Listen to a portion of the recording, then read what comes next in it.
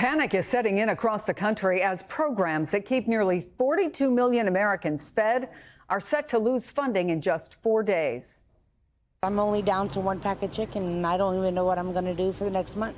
My son won't have his milk, and we won't have food. I'll go without eating it or anything as long as my kids eat. SNAP isn't a luxury, it's a necessity. Everything comes from my SNAP benefits. I haven't even gotten to the 1st of November, and I'm already shaking in my boots. Benefits will fall victim to the government shutdown on Saturday. And while some states are using emergency funding as a stopgap, it won't be enough if the shutdown drags on. One of those states, Minnesota, where nearly 8% of the population depends on food stamps, including children, seniors, and people with disabilities. And we just learned minutes ago that more than 24 states have now sued the Trump administration in a last-ditch effort to maintain SNAP funding. Joining us now is Democratic Congresswoman from Minnesota, Angie Craig, ranking member of the Agriculture Committee, which oversees SNAP. I'm always happy to have you as a guest, but particularly now, given this lawsuit that was just filed, what can you tell us about it?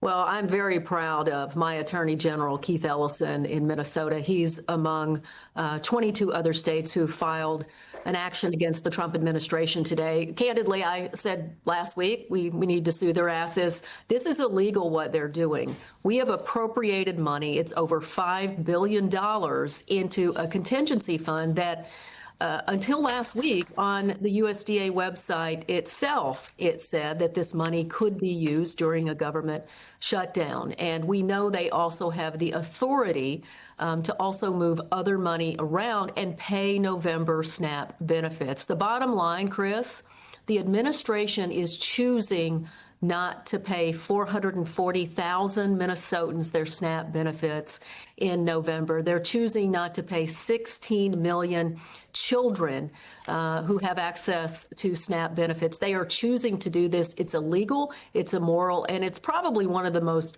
cruel things we've seen out of this administration so far.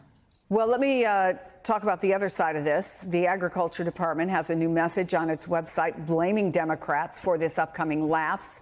And so Speaker Mike Johnson, who also defends the Agriculture Department's refusal to step in and use contingency funds to help, said this.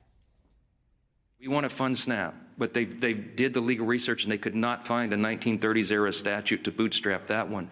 The contingency fund was approved by Congress, and when the Democrats voted against the CR, they voted against the ability of us to use that money. And so 42 million people are going to suffer because they're playing political games.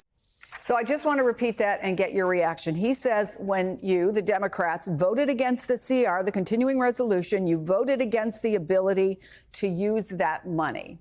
What do you say to that? I say if his mouth is moving these days, he's lying. There has never been a lapse in appropriations for SNAP in any other government shutdown. This isn't new territory for this administration. They know. Secretary Brooke Rollins, her own website up until Friday night spelled this out clearly, that contingency fund can be used to fund SNAP benefits in November. It wouldn't be enough to fund the entirety of the benefits, but she also has the authority to move money around to make November benefits whole. So anyone who says the administration can't do this is just lying through their teeth, which, frankly, I've just become accustomed to during this shutdown. And look, where's Donald Trump?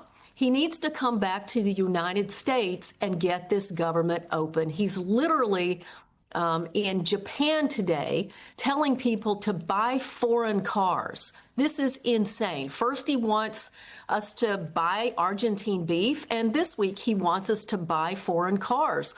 What happened to putting America first in this administration?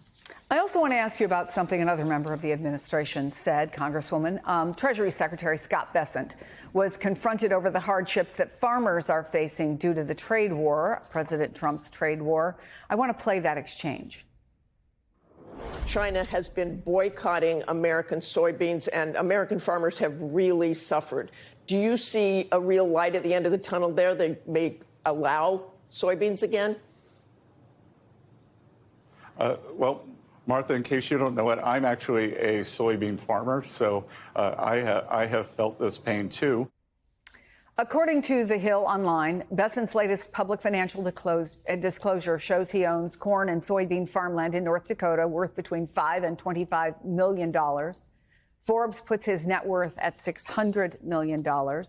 Do you believe the administration is in touch with how farmers are being impacted?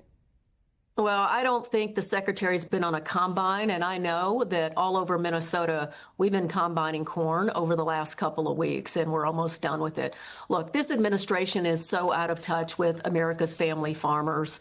You know, they've slapped America's farmers in the face for the last several weeks as they chose to bail out Argentina, this across-the-board trade war with China in Minnesota alone has cost us $2 billion in soybean grower business. So that guy's never been on a combine. And it's just, again, once again, this administration is putting America last, and they need to get Trump home. None of this is going to stop until he gets back, calls Republicans back from their more than month-long vacation now, and gets back to the negotiating table.